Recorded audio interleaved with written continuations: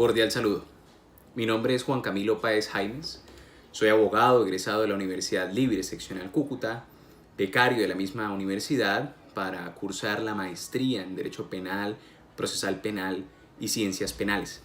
Actualmente también soy investigador adscrito al Centro Seccional de Investigaciones de la Universidad Libre y abogado litigante en materia penal.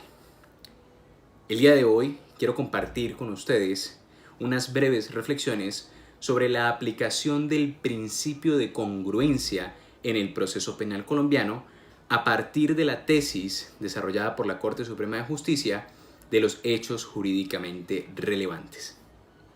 Lo primero que debemos pensar es cómo opera el principio de congruencia en el proceso penal colombiano. Pues bien, sea lo primero, indicar que está consagrado normativamente en el artículo 448 del Código de Procedimiento Penal. En él básicamente se extrae lo siguiente: ninguna persona podrá ser condenada por hechos que no consten en la acusación, ni por delitos por los cuales el fiscal no haya solicitado condena alguna. Esta es la enunciación normativa, pero esto ha sido reinterpretado en múltiples ocasiones por la Corte Suprema de Justicia, pudiendo decir que el principio de congruencia, a la luz de la jurisprudencia, se puede exponer en lo que llamaría el maestro Carlos Colmenares una trilogía. ¿Cómo se compone? Congruencia personal, congruencia fáctica y congruencia jurídica. Bastando por ahora con explicar que la congruencia personal es que sea la misma persona que se imputó, acusó y sentenció o absolvió. La congruencia fáctica hasta el momento que los hechos no hayan mutado desde el inicio del proceso, es decir, imputación, hasta el final del mismo, es decir, sentencia, sea absolutoria o condenatoria. Y por último, la congruencia jurídica, pues baste con decir que, en principio, se trata de que el delito por el cual una persona se imputó, se acusó y se sentenció sea el mismo. Hablemos de la calificación jurídica. Ahora, esta última categoría o componente de la congruencia también ha sido reinterpretado por la Corte Suprema de Justicia en múltiples oportunidades, principalmente sentando los requisitos que deben presentarse para que el juzgador pueda condenar por un delito diferente del cual se acusó o imputó a una persona. Y esto también puede verse reflejado en una trilogía de posiciones. La primera posición indicaba que para que este fenómeno pudiera ocurrir, tenían que presentarse básicamente los siguientes requisitos. Primero, que se tratara del mismo bien jurídico. Segundo, que fuera una petición elevada por el fiscal.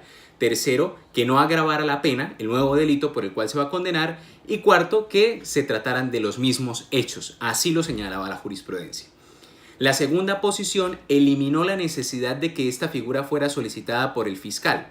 ¿Esto qué quiere decir? Que solamente bastaba con que perteneciera al mismo bien jurídico, es decir, el nuevo delito se estableciera en la codificación penal a través de la misma protección constitucional, que los hechos no mutaran y que no se agravara la pena.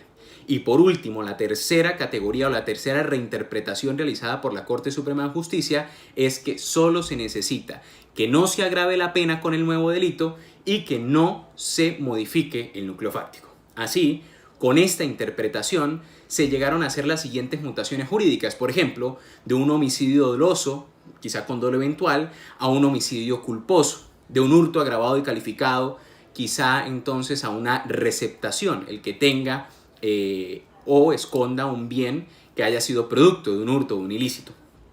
También en algunos momentos del fraude procesal al falso testimonio. Todo esto se hizo con un argumento en común, y es que los hechos no cambiaron. Se trataba siempre y en todo momento de los mismos hechos. Sin embargo, si aplicamos la interpretación jurisprudencial sobre qué significan y cuál es el alcance de los hechos jurídicamente relevantes en el proceso penal, podemos ver que la conclusión quizá no sea la misma. ¿Y por qué puede que no sea la misma? ¿Qué entendemos nosotros por hechos jurídicamente relevantes? La jurisprudencia lo ha enunciado de forma muy clara. Es el supuesto fáctico del delito. ¿Eso qué quiere decir? Que tiene que contener cada uno de los hechos que suplen la categoría jurídica del delito, no de la conducta típica, no de la tipicidad objetiva, no de la tipicidad subjetiva, del delito, es decir, de la conducta típica, antijurídica y culpable. A partir de esto ha explicado la Corte que un hecho jurídicamente relevante no es una novela, no es un acontecer, no es un cuento, es una enunciación provocada y consciente de cada uno de los elementos jurídicos que contiene el delito. Ahora, ¿cómo ha explicado la Corte que el fiscal en este caso debe realizar la enunciación de estos hechos jurídicamente relevantes? Pues a través de una figura que ha llamado el juicio de imputación, que se supone debe ser un acto reservado y privado del fiscal, en donde analizando qué ocurrió, los hechos, las pruebas que tiene, puede extraer primero qué delito cree el que se cometió y en segundo lugar, pues segregar las categorías jurídicas de ese delito y enunciar el supuesto de hecho que suple esa categoría. En tal sentido, hay una regla adicional que es necesario mencionar. No puede haber imputación alternativa de cargos. Es decir, el fiscal no puede mencionar en su imputación: creo que esto puede ser un homicidio doloso o un homicidio culposo, se esclarecerá a lo largo del juicio. No, la calificación debe ser exacta y precisa. Según la Corte, para eso están las reglas de congruencia ya mencionadas. En tal sentido, vamos con uno de los ejemplos citados. ¿Qué ocurre cuando a mí me imputan por homicidio doloso, pero me condenan por homicidio culposo? Según la Corte Suprema de Justicia, si se trata de los mismos hechos, pues no hay problema. Pero pensemos, el delito culposo tiene un elemento adicional que el delito doloso. Los penalistas me entenderán. Estamos hablando de la infracción al deber objetivo de cuidado. En tal sentido, cabe preguntarnos, bueno, si se supone que no debe mutar el núcleo fáctico de la imputación y la acusación para poder condenarme por otro delito, ¿cómo es compatible con que la misma Corte Suprema de Justicia establezca que la forma de crear el hecho jurídicamente relevante es en primer momento seleccionando el tipo penal y solo del tipo penal podrán extraerse los hechos jurídicamente relevantes? Recordemos, hay una base fáctica totalmente diferente para el delito de homicidio doloso frente al homicidio culposo. Está el hecho jurídicamente relevante correspondiente con la infracción al deber objetivo de cuidado. Los hechos jurídicamente relevantes que componen la tipicidad subjetiva son totalmente diferentes. Conocer y querer, conocer y dejar al azar, y conocer y confiar en poder evitarlo. Estos hechos son elementales como base de la estructuración de la defensa. La defensa necesita poder conocerlos y defenderse de ellos. Es imposible que bajo este argumento se diga que yo tuve la oportunidad de conocer los hechos porque se trataba del mismo homicidio, el homicidio de X, o porque se trataba de la misma falsedad. Es que si la infracción cometida bajo el delito de fraude procesal igual era mentir, se supone que usted sabía que esos hechos correspondían al delito de falso testimonio. Esto, a la luz de la teoría de los hechos jurídicamente relevantes, se torna absolutamente contradictorio.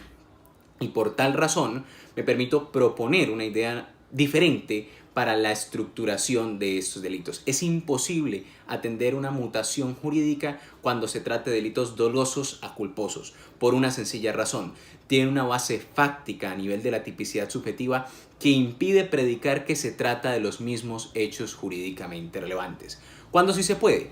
Cuando, por ejemplo, se trata de suprimir un hecho jurídicamente relevante. Por ejemplo, lo que pasa cuando se imputa y acusa por feminicidio, pero se termina condenando por homicidio. La base fáctica es absolutamente idéntica, solo que el feminicidio tenía un hecho adicional, un elemento subjetivo consistente en matar a la mujer por el hecho de ser mujer.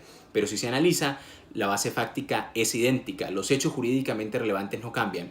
El que matare a otro sabiendo que lo está matando y queriendo matarlo. En el feminicidio, ¿cómo ocurre? El que matare a otro, en este caso una mujer, eso no varía, sabiendo que la está matando, queriendo matarla, y los hechos jurídicamente relevantes que vienen después de ahí.